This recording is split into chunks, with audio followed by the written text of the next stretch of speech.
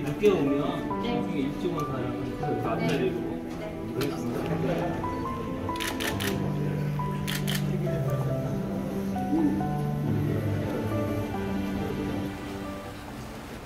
자, 이제 오늘 특강을 해주실 이 대표님을 소개하겠습니다.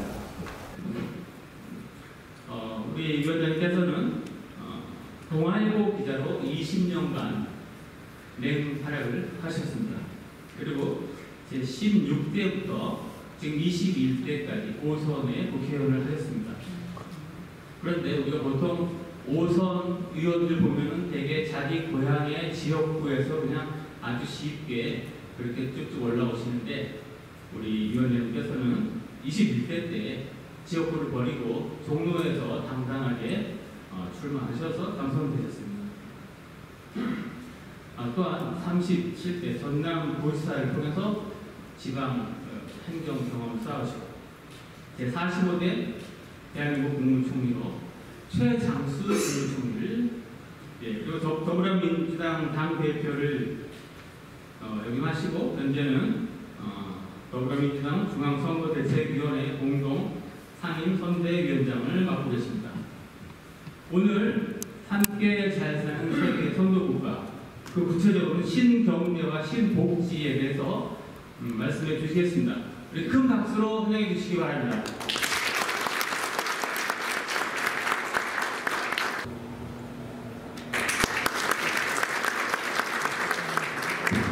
저하고의 만남이 여러분께 시간 낭비가 안 되기를 바랍니다.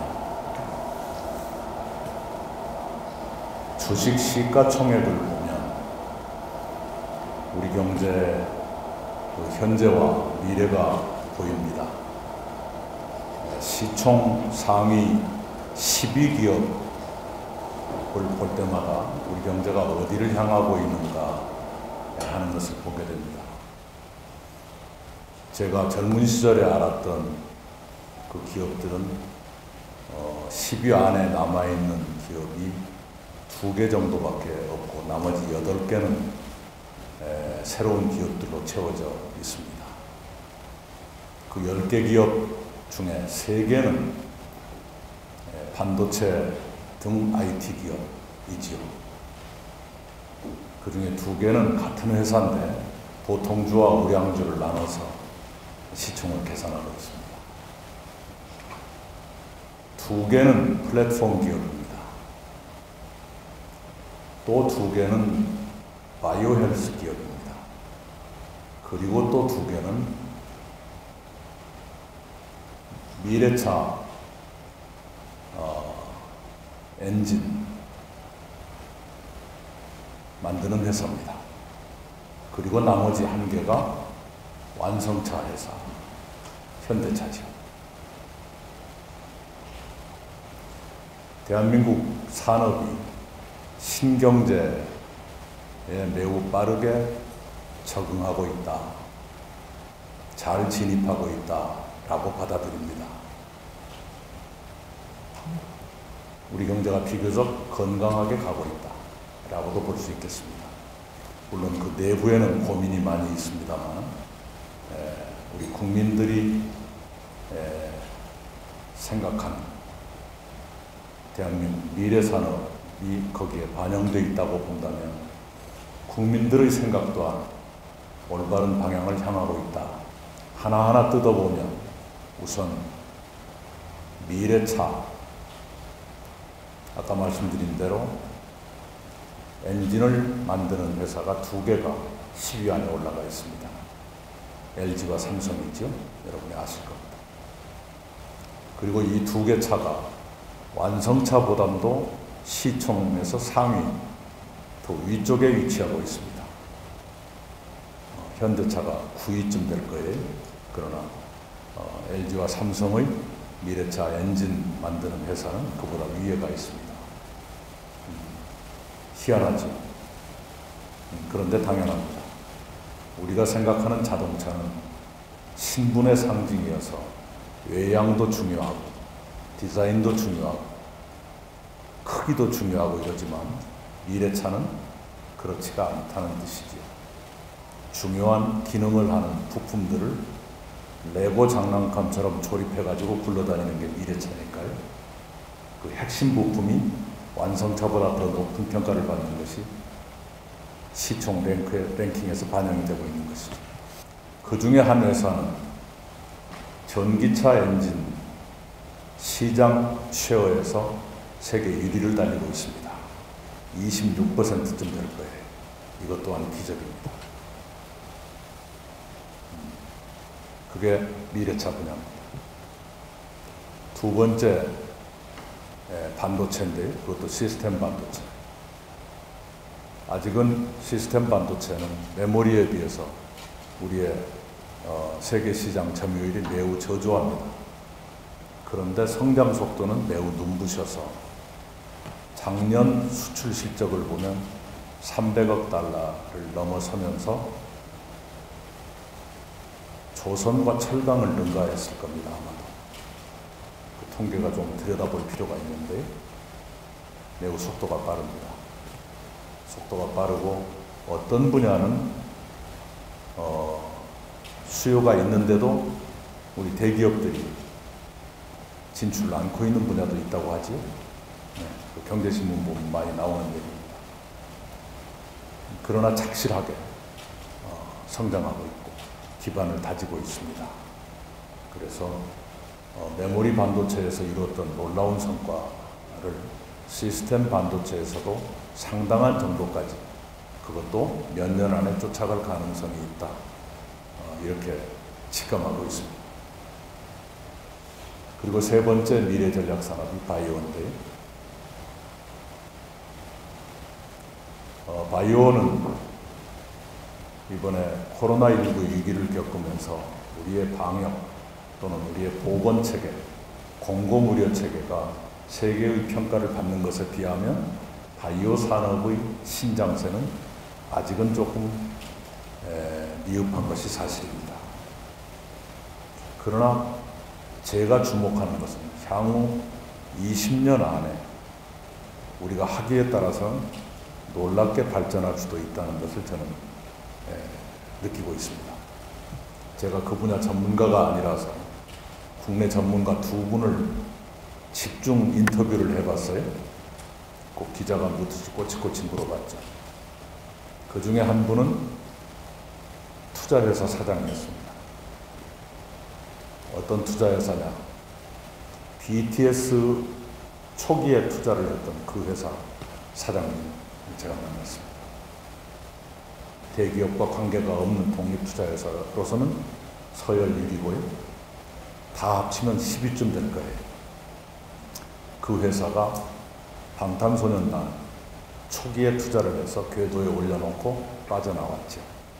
그리고 지금은 다른 쪽을 물색하고 있는데 그 사장님을 만나서 지금은 어떤 업종을 주목하고 계십니까?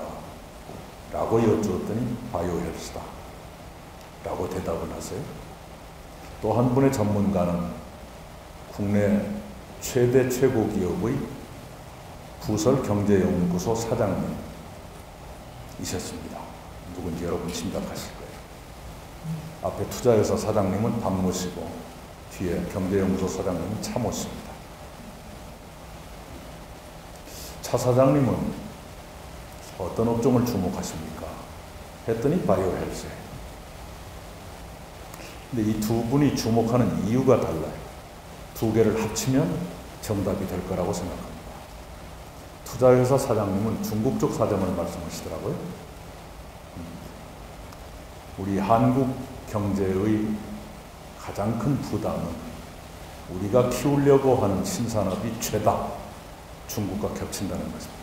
세계 어느 나라도 우리처럼 중국과 중복되는 나라가 없어요. 그것이 우리에게 큰 짐이고 동시에 그것 때문에 우리가 아주 사활적으로 노력하는, 죽기 살기로 노력하는 그런 면도 있을 거예요. 그렇게 해서 성공한 게 예를 들면 임플란트죠. 예. 도저히 그쪽하고 싸울 수가 없는데 그런다고 해서 우리가 그 싸움을 피하다가는 죽는다고 생각하니까 세계를 무대로 뛰어가지고 지금 오히려 세계적인 기업이 되는 오스템이죠. 그 투자회사 사장님에 따르면 그렇게 중국과 모든 것이 겹치는데, 그러나 바이오 헬스 분야는 우리에게 골든타임 20년 정도가 있는 것 같다. 중국의 사정으로 볼 때 그런 말씀입니다. 중국은 사회주의 체제이기 때문에 의료인 처우가 엔지니어보다 조금 나은 정도랍니다.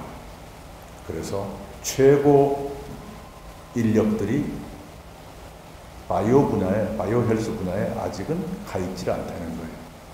지금부터 집중적으로 키운다고 해도 20년쯤 걸릴 거다는 말씀이셨습니다. 거기에 비하면 우리는 80년대부터 공부 잘한다고 꼭 훌륭하다는 건 아니라는 걸 요즘 우리가 체험하고 있지만 하여간 가장 성적이 우수한 학생들이 그쪽에 몰렸죠. 그렇게 몰린 사람들이 지금 60대까지 의료계에 가득 차 있지 않습니까? 의학계에. 그 인력이 대단한 거죠. 물론 그분들이 모두 국가를 위해서 봉사하려고 그쪽 간 건 아닐 거예요. 안정적인 생활을 위해서 가신 분들이 압도적으로 많겠죠. 그러나 그 중에 단 5%라도 또는 10%라도 국가를 위해서 또는 경제적인 어떤 동기 때문에 조금 더 도전하고 싶어서 하시는 분들도 계실 수 있을 것 같습니다. 우리 투자회사 사장님은 그 인력의 갭을 주목해서 우리에게 20년 정도의 시간이 있다. 중국은 20년 정도는 적어도 그 분야에서 무슨 백신을 만든다 이런 게 아니라 의료행 또는 의료 기술 이런 것은 우리한테 시간을 허용할 것이다 이런 얘기였습니다. 경제연구소 사장님은 미국 쪽 얘기를 하시더라고요. 디지털 전환이란 미국의 빅테크 기업의 도미네이션, 세계 지배 속에 편입되는 것을 의미하는데 바이오 헬스 분야는 그것이 미국의 빅테크 기업들이 그 분야에서 지체되고 있다. 그만큼의 시간이 우리한테 있다. 물론 그 시간을 어떻게 쓰느냐 하는 것은 우리의 과제이지만 그런 얘기입니다. 트럼프 대통령의 선거 슬로건이 뭐였는지 기억하시죠? Make America Great Again. 이니셜로 하면 마가 있죠. MAGA. 공교롭게도 미국의 빅테크 기업들의 이니셜이 마가예요. 똑같습니다.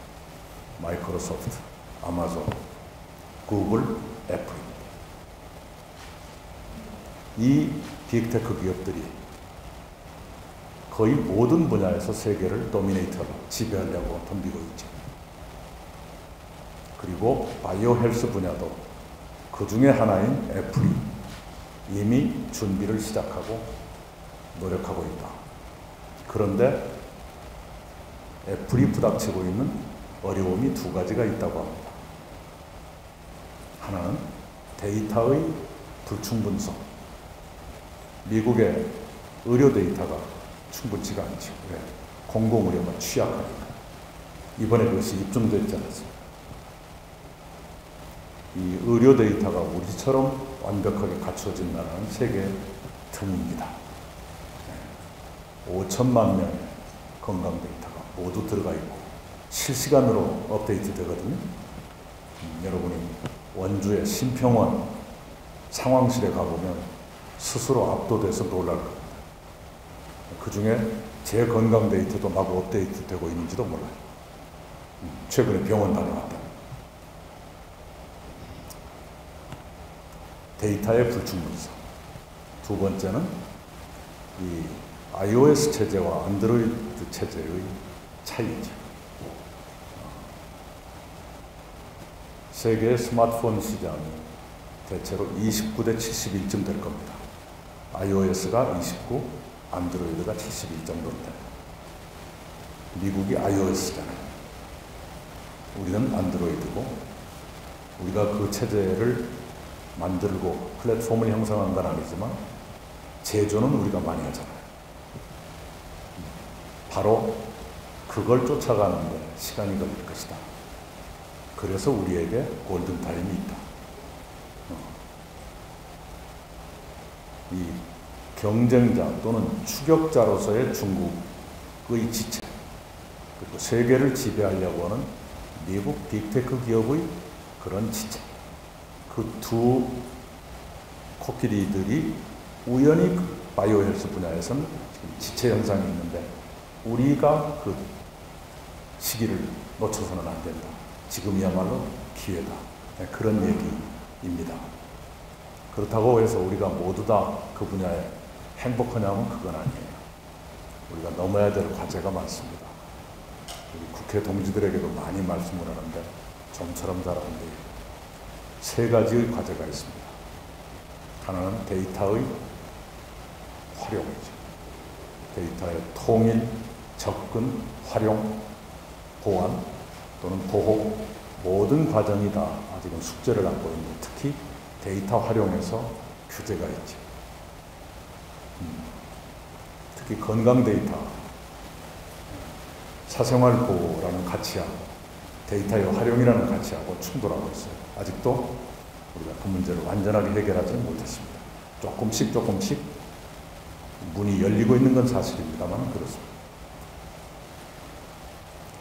두 번째가 유전자 치료가 있죠. 생명윤리와 의료의 발달, 이 두 가치가 충돌하고 있습니다. 특히 황우석 사태 이후에 그게 더 강해졌죠. 그것이 아직도 조금은 열렸습니다. 연구 목적에 무엇은 가능하다라든가 불치병에 무엇은 가능하다라든가 조금 열렸는데 아직도 근본적으로는 외국보다 많은 규제가 있습니다. 세 번째가 비대면 의료. 코로나19가 우리나라에 잠입했던 초기에 우리도 모르는 사이에 비대면 진료를 많이 했습니다. 의료법 개정을 통해서 한 것이 아니라 감염병 예방법 개정을 통해서 했어요. 그런데 여전히 그 문제를 가지고 토론을 하면 해결이 안 될 거예요. 그렇죠? 우리 사회에 토론 문화, 경직성 같은 게 있습니다. 초반부터 가치와 가치, 이념과 이념이 충돌해가지고 상대를 좀처럼 인정하지 않고 진척이 안 되는 그런 경직된 어떤 것들이 있죠. 요컨대 우리 경제가 비교적 잘 가고 있다.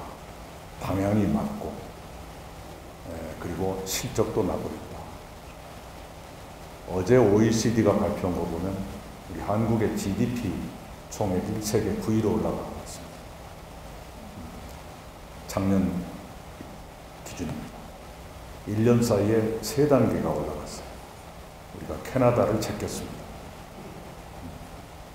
그리고 1인당 GDP에서는 이태리를 제끼고 G7 국가 중에서 우리가 G7은 아니지만 우리가 7위에 올라갔어요. 놀라운 일입니다. 그것이 우리 경제의 매크로한 성적이고요. 그것은 어디까지나 기업들의 역량이 발휘됐기 때문에 그렇게 된 겁니다. 저는 그렇게 해석합니다. 그런데 숙제 또한 만만치가 않습니다. 우리의 불평등이 너무 심해지고 있죠. 같은 OECD 발표를 보면 1인당 GDP에서 우리의 절반도 못 되는 나라보다 우리나라가 빈곤율이 더 높아요. 특히 코로나 이후에 그게 더 심해졌습니다. K양극화란 말씀도 여러분 다 아실 것 아닙니까? K자부터는 대체로 좋은 건데 이 K는 한국이란 K가 아니라 글자 모양이 그렇다는 거니까 안 좋아요. 아래가 먼저 쳐졌습니다. 작년 한 해 동안 코로나19에 우리가 시달리면서 먼저 저소득층의 소득부터 빠지기 시작했어요. 그리고 이제 중산층, 중상위층까지 소득이 내려가고 있습니다. 작년 말 통계 등가를 보면 저소득층 소득은 1년 사이에 마이너스 14% 감소했습니다. 고소득층이 플러스 2% 이렇게 됐어요.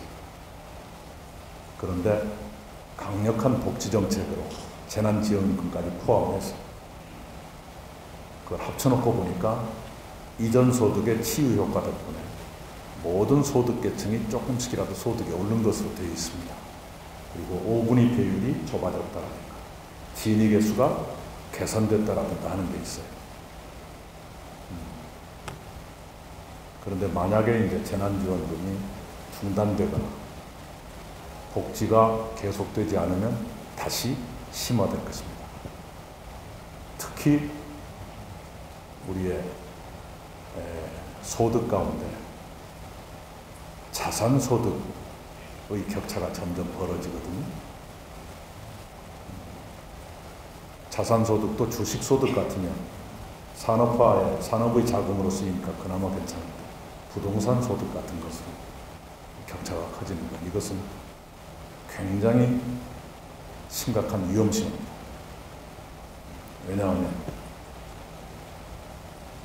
노동소득도 점점 양극화돼 가는데 자산소득의 양극화 속도보다는 그래도 더뎌요. 둘 다 안 좋은 거지. 자산소득이 고착화된다, 양극화된다 하는 것은 우리 사회가 세습자본주의로 가고 있다. 금수저는 계속 금수저가 되고 흑수저는 더욱더 나쁜 흑수저가 된다. 더 힘든 흑수저가 된다. 이런 얘기가 굉장히 위험한 신호죠. 이것을 어떻게든 시정을 해야만 우리 경제가 지속 가능해질 수가 있습니다. 그래서 저는 신복지제도라는 걸 내놨어요. 좀 복잡합니다. 그런데 간단히 설명을 드리자면 우리 삶에 직결되는 또는 여차하면 우리 삶을 위협하는 여러 분야를 동시에 국가가 보호해 가자, 이런 얘기이지요. 코로나가 오기 전부터 세상은 이미 그렇게 되고 있었어요. 4차 산업혁명이라 칭해지는 기술의 발달, 그리고 원래 인간 사회가 내버려 두면 불평등이 심해지게 되어 있습니다. 저는 그것을 중년 남자의 허리라고 비유합니다. 내비두면 늘어나게 되어 있거든요.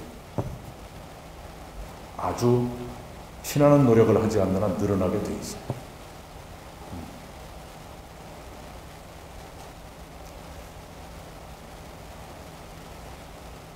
그래서 그렇게 불평등은 심화되고 4차 산업혁명이라 불리는 기술의 발달로 고용과 소득이 불안정해지는,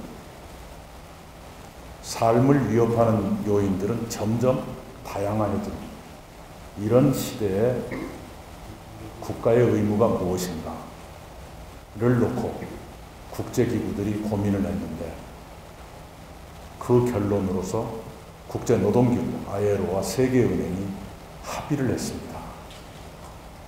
국제노동기구는 노동자들만의 단체가 아니에요. 세계 최고의 노사정 기구이지요. 어찌됐건 세계 금융을 총괄하는 세계은행과 국제노동기구가 합의해서 국제사회가 제안한 것이 보편적 사회보호입니다. Universal Social Protection입니다. 그것을 받아들인 것이 신복지입니다. 그것을 한국에 맞게 변형을 해봤습니다. 그래서 아까도 말씀드린 것처럼 우리 삶에 직결되는, 또는 나쁜 경우에는 우리 삶을 위협할 수도 있는 8개 영역에 2개씩의 기준을 두어서 아래쪽 기준은 국가의 의무로서 보장해야, 위쪽 기준은 국가가 개인과 함께 지향해야 될 목표로 설정하자. 이것입니다. 아래쪽 기준은 최저 기준, 미니멈 스탠더드. 위쪽 기준을 적정 기준, decent standard라고 부릅니다. 최저 기준은 대한민국 국민으로서 살아가기 위해서 이 정도는 최저 한도로 보장돼야 한다는 기준이죠. 그것도 시대에 따라서 점점 올라가야 되겠죠. 적정 기준은 대한민국의 중산층 정도라면 이 정도는 살아야겠다. 그것은 국가의 의무까지는 아니지만 국민과 함께 가야 할 목표로 설정하자. 이런 겁니다. 그 영역은 8개로 했어요. 소득, 주거, 노동, 일자리죠. 교육, 의료, 돌봄, 문화체육, 환경입니다. 환경도 우리의 삶을 위협한다는 걸 우리가 알고 있지 않습니까? 예를 들면 미세먼지입니다. 코로나 침입 이후에 한 1년 공기가 맑아졌지만 지금 그것도 아니라는 게 대번에 입증되잖아요. 우리가 코로나 직전에 미세먼지 때문에 얼마나 힘들었어요. 그때 썼던 마스크가 지금은 딴 걸로 쓰이잖아요. 그래서 이제는 복지 속에 미세먼지의 양까지도 집어넣자. 그래서 최저 기준은 국가가 보장한 국가의 의무, 적정 기준은 더 나게 나아가기 위한 우리의 목표다. 네, 그런 얘기이죠. 기본소득론이 굉장히 많이 회자됩니다만 기본소득은 어떤 분야를 가리지 않고 똑같이 그 국민이 어떤 상황에 있느냐에 관계없이 똑같은 액수를 뿌려주자는 얘기 아닙니까? 그래서 이거하고 같은 토양에 놓고 비교하기는 조금 무리가 있습니다. 알기 쉽다는 것은 알겠는데 그것이 모든 걸 보장할 것인가 하는 데는 아직은 논쟁이 많이 있고 쟁점이 많이 있죠. 그리고 이 신복지 이는 ILO와 세계은행이 제안한 이후 그게 2015년이었습니다. UN, OECD, EU가 모두 수용을 했고요. 동남아 국가들까지 그걸 수용하고 있습니다. 우리가 그걸 미처 못했습니다. 미처 못하고 분야별로 하고 있죠. 예를 들면 교육 그러면 올 3월부터 고등학교까지 의무교육이 됐어요. 의료 그러면 보장성을 70%까지 높이겠다 라고 했는데 그 목표는 어쩌면 영원히 달성이 안 될지도 몰라요. 목표가 비현실적으로 설정돼서가 아니라 계속 새로운 게 나와서 비급여 항목이 계속 생겨요. 우리 보장성 강화를 위해서 그걸 하지 말라고 하는 것도 웃기잖아요. 그걸 극복하기 위해서 포괄수가제로 가자. 그러면 또 의료계가 한바탕 홍역을 치게 될 거예요. 의료계와 정부 사이. 하여간 그렇습니다. 그래서 지금 우리가 처해 있는 상태를 전제로 해서 어떻게 개선해 갈 것인가가 신복지제도입니다. 예를 들면 교육 또는 돌봄을 예를 든다면 교육은 이미 제가 말씀드린 것처럼 고등학교까지 의무교육이 됐는데 더 위로 올라가면 대학 얘기가 나와야 될 거 아니에요. 그래서 저는 시선을 돌려가지고 초등학교 취학 이전 이쪽으로 시선을 돌렸습니다. 교육과 돌봄이 겹치는 대목이에요. 그래서 6가지, 7가지를 제가 시리즈로 제안을 했는데 순서를 어떻게 말씀드려야 될지 모르겠습니다. 만 5세 의무교육, 초등학교 입학 1년 전부터 의무교육을 하자. 교육 불평등, 학력 격차를 이미 안고 있는 채로 초등학교에 들어가는 이 불행을 없애자. 유치원도 무상급식을 하자. 어린이집은 무상급식을 하는데 유치원은 안 그래요. 그래서 부모님들이 부담을 지어야 되고 부모님들의 그 사시는 형편에 따라서는 아이가 오히려 손해를 보는 수도 있죠. 그렇게 해보자. 온종일 초등학교제를 한번 해보자. 온종일 초등학교제. 이제 그것도 단계가 있죠. 처음에는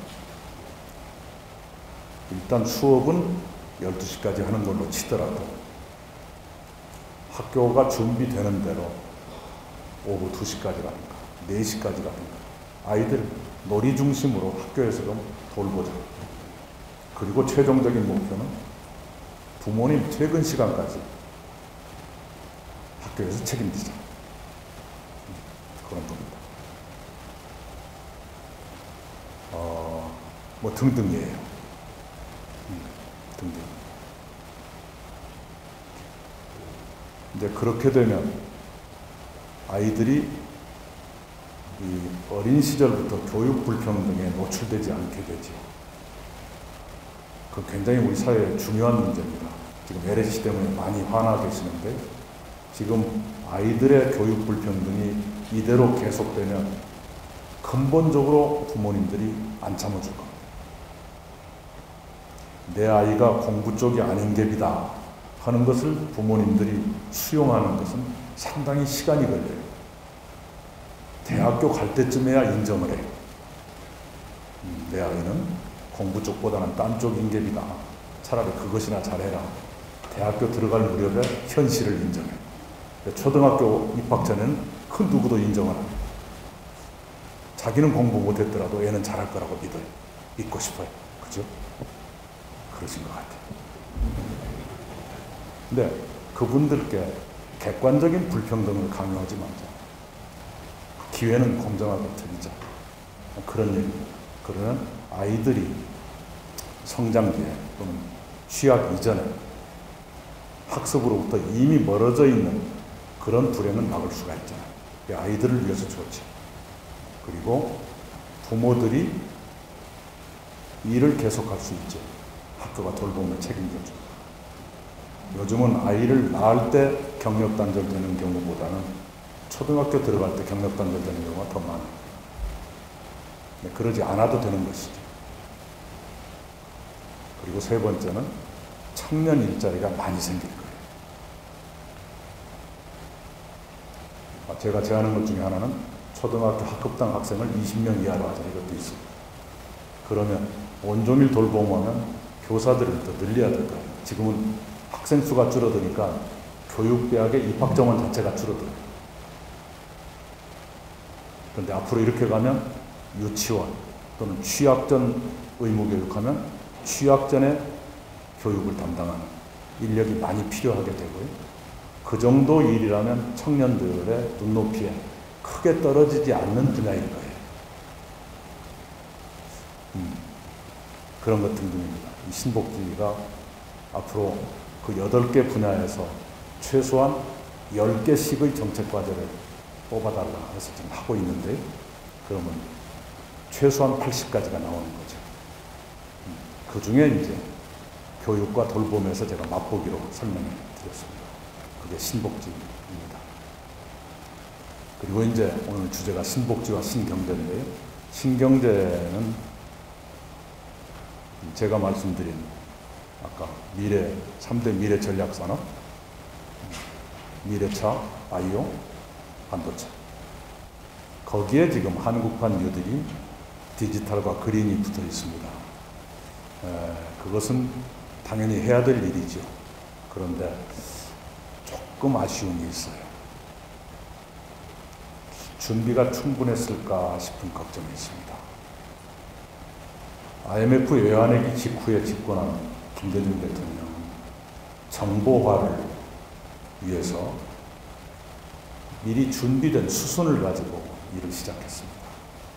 먼저 정보 고속도로를 깔았고요. 그때는 평생 교육기관을 통해서 어르신들께도 마구 컴퓨터를 가르쳤어요. 이 정보의 흐름, 유통체계, 공급체계 이것을 먼저 갖추었죠. 그리고 그 고속도로에 올릴 것이 있어야 될 거라는 겁니다. 조선왕조실록을 데이터베이스화했어요. 8만 대장경을 전산화했어요. 수십만 명의 일자리를 만들었습니다. 그 손으로 집어넣어야 되니까. 그래서 그 자료가 전국의 도서관에 가게 되고 대학에 가게 되고 이렇게 했죠. 그런 그 추진 전략이 미리 갖춰져 있었더랬습니다. 그런데 지금은 좀 그게 잘 아직도 안 보이는 아쉬움이 있어요. 이러다가 시간이 지나고 나면 어떤 판단을 받을까 하는 걱정이 있습니다.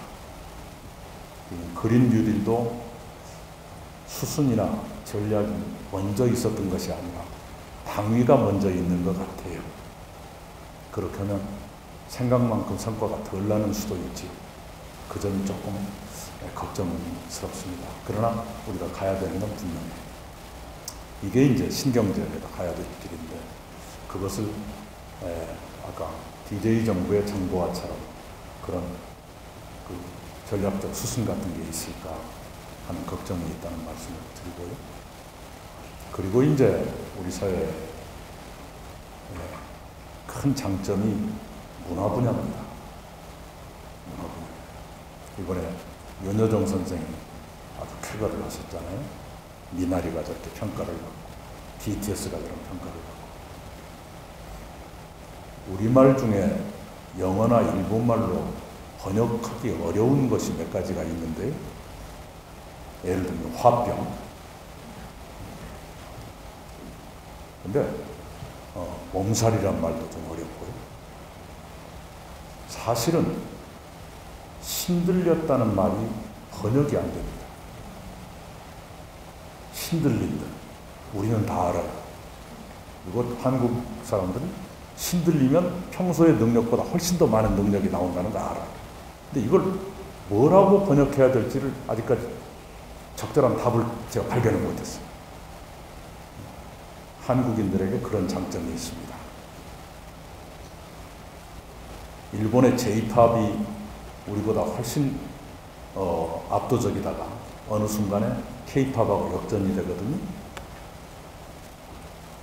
그 무렵에 그리고 이제 DJ 때 일본 대중문화에 우리 시장을 열지 않습니까? 국내 많은 사람들이 걱정을 했어요. 우리 대중문화는 망하겠다 그랬잖아요. 근데 반대로 그때부터 한류가 생기고 오히려 일본의 대중문화가 쇠락하게 되죠. 근데 그 무렵에 일본의 어떤 평론가가 이런 말씀을 했어요. 일본의 대중문화는 상업문화인데 한국의 대중문화는 정신문화 같다. 그것이 차이가 있다. 근데 요즘 BTS의 노래 제가 잘은 모르지만 뭔가 있는 것 같지 않습니까? 그리고 우리 영화가 세계인들의 공감을 받고 평가를 받는 이유도 그런 거 느껴지지 않으세요? 옛날에 일본 영화가 우리보다 훨씬 더 잘 나가는 것처럼 보였던 시절에 구로사와 아키라 7인의 사무라이 이런 거 보면 그냥 상업 영화일 뿐이죠. 거기에 무슨 영화 뭐 혼이 있어요. 이런 말하면 또 우리가 일본 문화를 몰라서 햇소리한다 이렇게 보는 사람도 있겠죠. 하여튼 그렇습니다.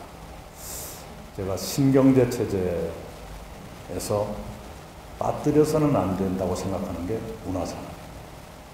이건 정말 우리가 이제 그 잠재력이 마구 나오기 시작하죠. 우리가 양적으로는 아직 일본한테 밀리지만 질적으로는 점점 우리가 더 추격 내지는 추월하고 있는 분야가 그것입니다. 게임, 소프트웨어, 웹툰, 애니메이션 마찬가지죠. 네. 그런 생각이 듭니다. 시간이 많이 됐네요. 뭐 어떤 식으로 끝내야 하는지 제가 잘 모르겠는데요. 분명한 건 제가 아는 것 거의 미천이 드러났다. 여러분 질문 있으면 받겠습니다. K양극화를 해소하기 위해서 복지 정책이 굉장히 중요한데 그런데 지금 K양극화의 중심에는 자산시장 양극화 구체적으로는 부동산이 있습니다. 그리고 그 부동산 양극화에는 지금 문재인 정부 부동산 정책의 실패, 분명히 자리 잡고 있고요, 배경에. 그래서 지금 임기가 얼마 남지 않았는데, 그 자산 시장의 양극화, 부동산 정책은 어떻게 전환을 해야 그나마 지금 K 양극화를 해소할 수 있을지 의견을 부탁드립니다. 예, 그렇죠.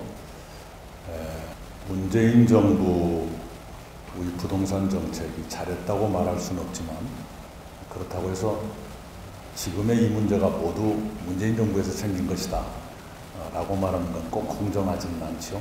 그러나 그것이 논점의 핵심은 아니고요. 우선 좀 시기적으로 먼저 할 수 있는 분야부터 말씀을 드리면 공직사회를 바로 세우는 것이 먼저이죠. 오늘 당정회의에서 공직자 재산 등록 의무자를 모든 공직자로 확대하자 이렇게 됐죠. 이제까지는 3급 이상만 등록을 했는데 앞으로는 모든 공직자가 다 하자. 특히 LH공사처럼 부동산을 다루는 땅과 주택을 동시에 다루는 어마어마한 공공기관의 직원들이 부동산으로 돈 벌려 한다 하는 것은 훨씬 더 강력한 제약이 따라야 마땅하죠. 증권회사 직원이 주식에 투자할 때도 제약이 있는데 하물며 그렇지 않습니까? 공직사회를 지금보다는 훨씬 더 기강 있고 투명하게 만든다 하는 것이 시기적으로 더 빨리 할 수 있겠죠. 그리고 공직자가 아니라 하더라도 이 치부 수단으로서의 부동산의 매력을 줄여줘야지. 거기서 생기는 이익의 상당 부분을 사회로 돌린다거나 부당한 방법으로 그런 일을 했으면 징벌적으로 환수한다든가 이런 방법이 있을 수 있겠죠. 신도시를 조성한다고 했을 때도 보상 액수에 차등을 두거나 아주 지혜로운 장치를 두어서 별로 재미를 못 보게 한다든가 그런 방법이 있을 수 있겠죠. 그리고 그런 노력들을 통해서 부동산의 공공성을 강화해 가야 합니다. 땅이건 집이건 간에 모든 부동산이 공공의 것이다 그런 뜻이 아니라 부동산이기 때문에 가해지는 공공으로부터의 제약이 있는데 지금 아까 제가 말씀드린 것도 이미 공공성 강화의 일환이죠. 그런 식으로 해가야 한다고 생각합니다. 그리고 우리 ESG 말씀을 주셨는데 지금 굉장히 ESG에 대한 국민의 관심이 굉장히 고조되고 있죠. 빠른 시일 안에. 그리고 무디스가 금년 1월이었는가요? 한국의 ESG를 세계 최고 등급으로 평가를 해줬어요. 역사가 짧은데도 불구하고 그런 평가를 받았습니다. 그건 우리 한국 사회에 그런 공동체를 지키려고 하는 우리 사회적인 열정이 어딘가 있다라는 뜻으로 저는 받아들여요. 저도 뭔가를 좀 하려고 하고 있습니다만 사실은 국회 본회의 연설에서 ESG를 맨 처음 거론한 게 접니다. 금년 2월 대표 연설에서 그걸 했습니다. 어떤 과정에서 했느냐 그러면 우리 양극화 완화하고도 관계가 되는데 그것을 위한 민간의 노력으로서 사회연대 3법, 상생연대 3법이 있는데 그 중에 하나가 손실보상제, 방역을 위해서 정부가, 국가가 특별한 제약을 가했을 때 그 제약으로 생긴 손해는 일정한 정도까지 보상해야 될 것 아니냐 그런 얘기이지요. 영업 금지라든가 영업 제한이라든가 그것에 대상이 되는 업체들이 주로 손실보상의 대상이 되겠죠. 두 번째가 협력이익공유제, 세 번째가 사회연대기금입니다. 협력이익공유제는 밸류체인 안에 있는 경제 주체들끼리 이익의 일정 부분을 공유하는 것이죠. 예를 들면 대기업이 협력 중소기업과 함께 이익을 나누기 위해서 일정한 뭔가를 내놓는다 하는 게 있죠. 실제로 우리 기업들이 많이 하고 있습니다. 작년 요맘때 마스크 대란이 있었다는 거 다 기억하시죠? 제 지역구가 종로지 않습니까? 창신동, 숭인동에 봉제 공장이 많이 있었어요. 그 봉제 공장만으로는 마스크 대량 생산이 불가능해요. 그런데 불과 몇 주 사이에 대량 생산이 가능해졌거든요. 그리고 마스크 대란이 해소돼 버렸죠. 그리고 수출까지 하게 됐어요. 단 비싸서 수출이 잘 안 될 뿐이지. 그게 대기업들이 스마트 팩토리를 도와주었습니다. 그래서 대량 생산이 가능해진 거예요. 충북 오송에 있는 어떤 진단시약 회사는 한 달에 5천만 개를 만들 수 있습니다.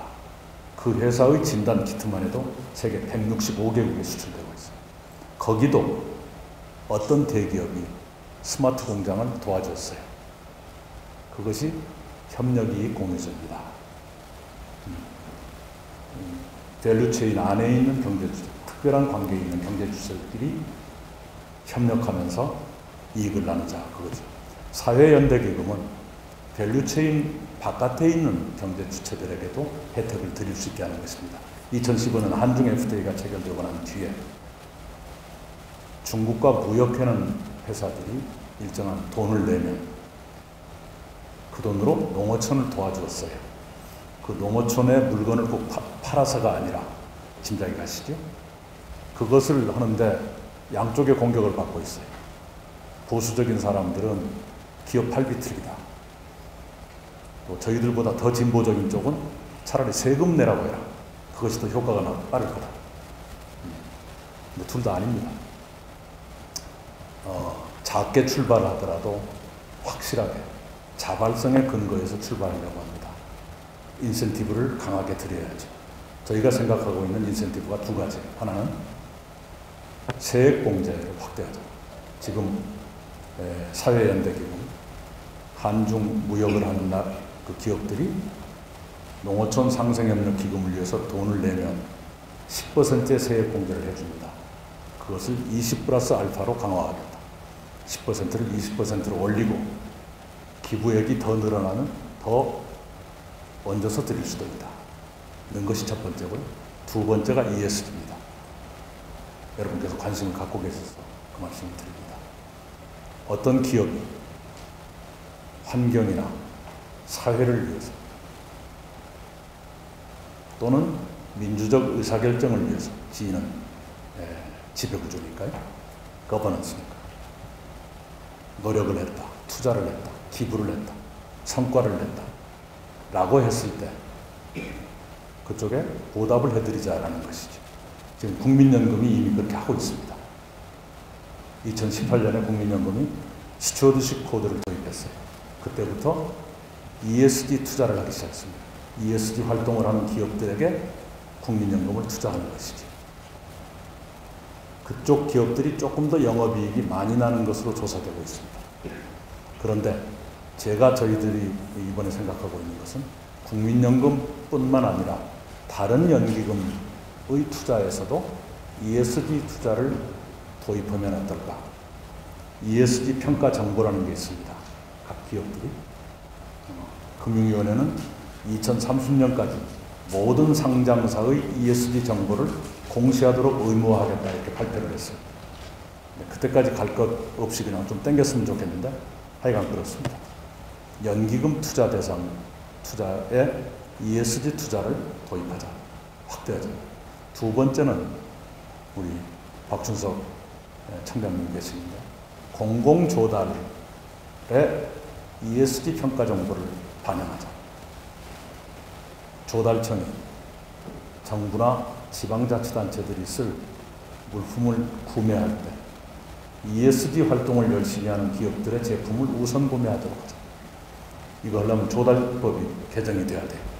아까 연기금은 개정 안 해도 됩니다. 법이 필요 없어요. 보건복지부 장관이 그 투자심의위원장이나 결정만 하면 돼요.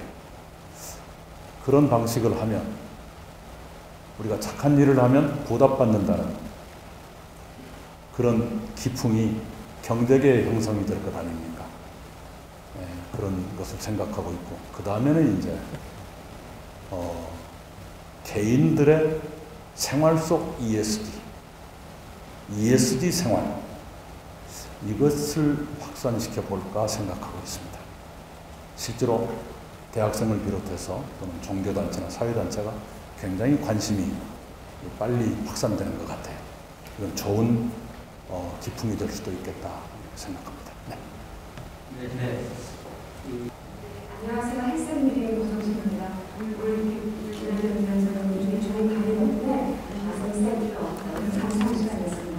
질문이 있습니다.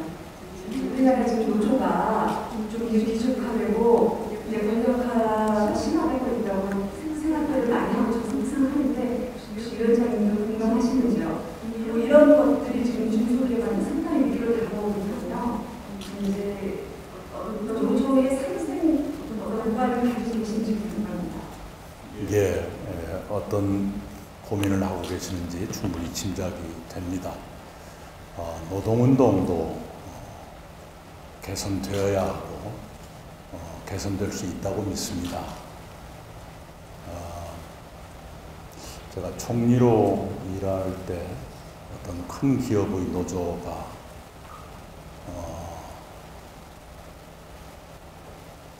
제가 국무회의에서 했던 말을 인용하면서 협력하겠다는 것을 올린 적이 있어요.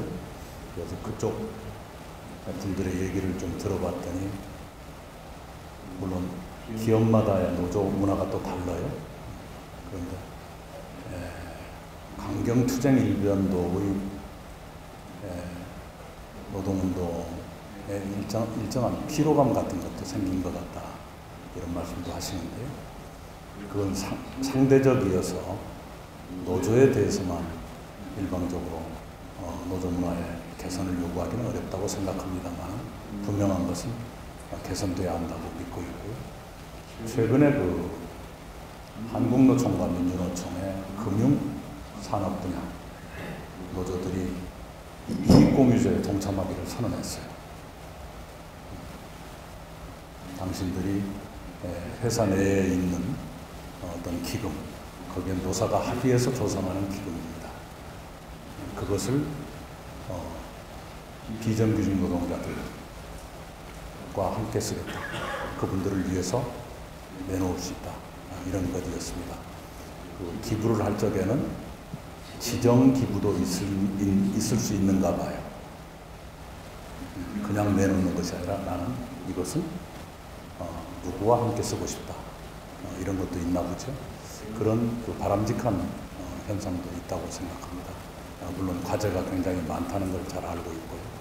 그것은 좀 지혜롭게 대처하겠습니다. 다음 질문하실 분. 네, 안녕하십니까.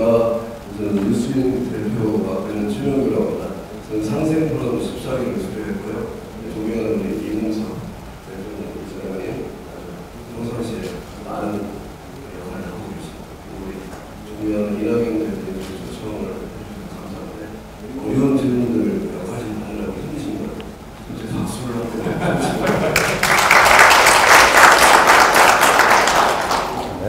이 정도면 편안한 질문에 속합니다. 쉬운 질문을 하겠습니다. 네. 요즘 LH 사태로 인하여 상당히 많은 인식이 흔들리고 있지 않습니까? 여러분 다 아시는 테니까 이 얘기를 하는데, 특히 여기 상생 프로그램은 공기업 임원들이나 장군들이 많이 참여하고 있습니다. 기업인들 많이 있으시니까. 현재 그 한전 자회사 사장 부모가 다음 주에 아마 발표가 나는 걸로 알고 있습니다. 그런데 낙하산 인사 논란 관련해서 상당히 문제가 많이 지적이 되고 있는데,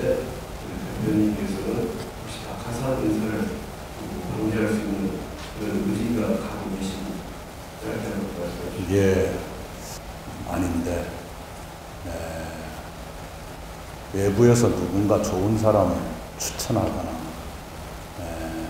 또는 본인이 노력해서 그런 기회를 얻는 것을 모두 낙하산이라 해서 배제할 것인가 하는 고민은 함께 하는 것이 좋겠다고 생각을 합니다.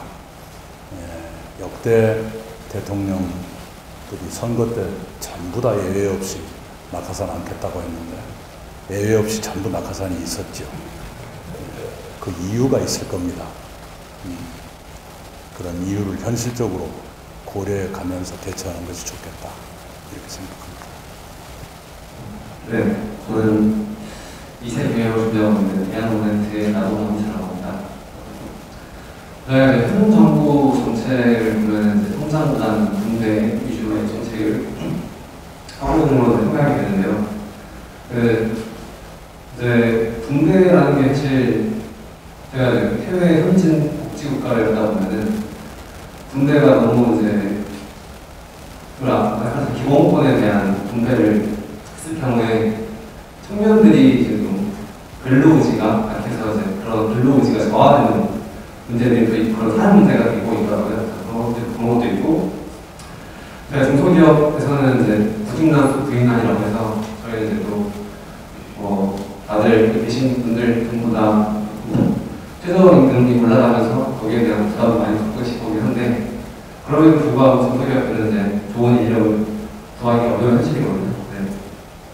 어떤 기본권 보장에 대한 청년들의 그런 보장이 될 경우에 그런 또 청년들의 근로의지라든지 그런 것들이 좀 저하될 수도 있을 것 같은데 그런 군대의 적정 기준이나 그런 기업의 성장과 봤을 때 어떤 보관을 갖고 계신지 궁금합니다. 예, 주로 이제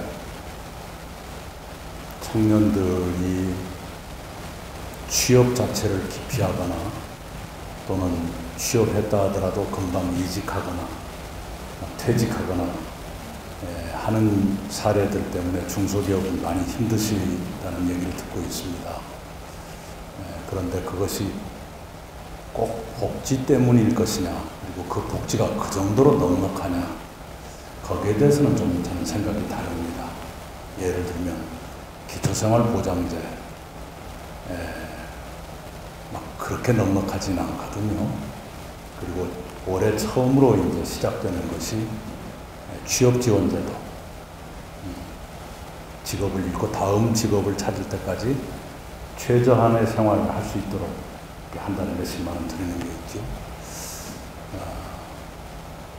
그것 때문에 취업을 미루고 또는 다니던 회사를 그만두는 경우가 없지는 않겠지만 그렇게 복지가 막 넘칠 정도냐 그건 아닐 거라 생각을 합니다. 아마 다른 요인이 더 크지 않을까요?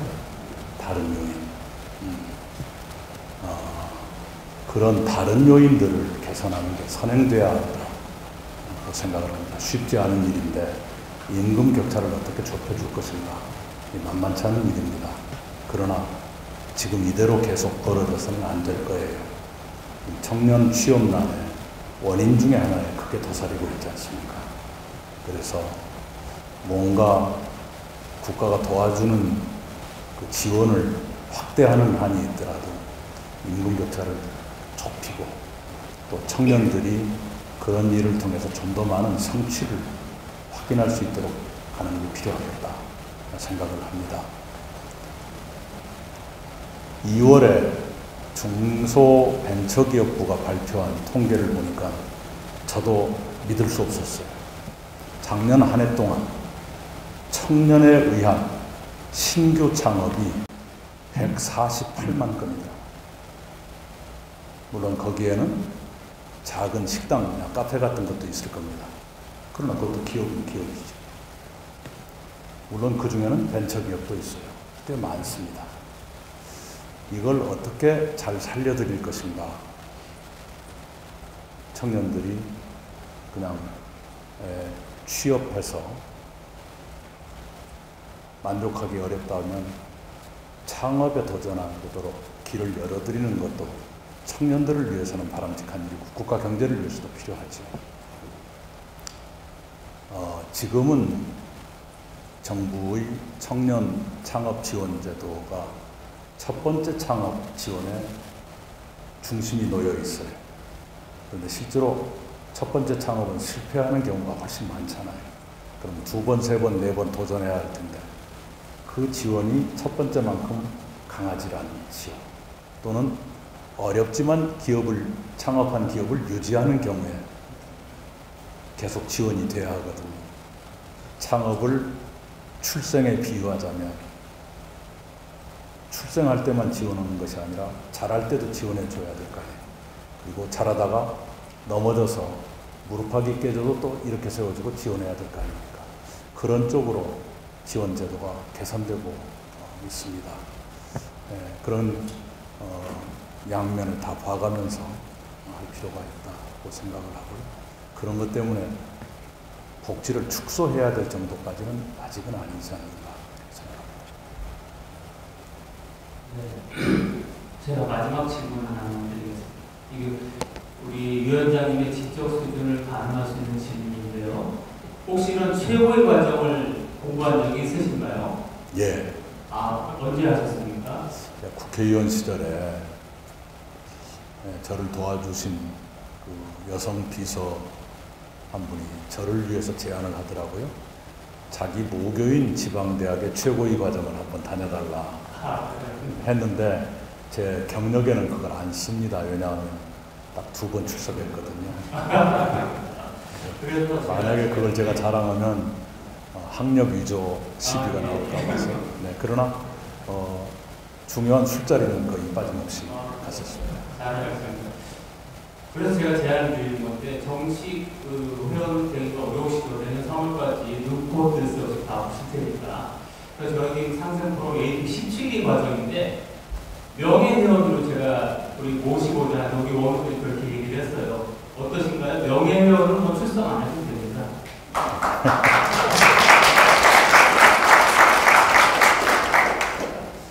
명예자 붙였다고 다 명예로운 것은 아니더라고요. 세상에. 예. 여러분이 받아주신다면 기꺼이 하겠습니다. 이낙연 그 위원장님이 상생 17기 명예회원으로 되셨는데 다시 한번 큰 박수.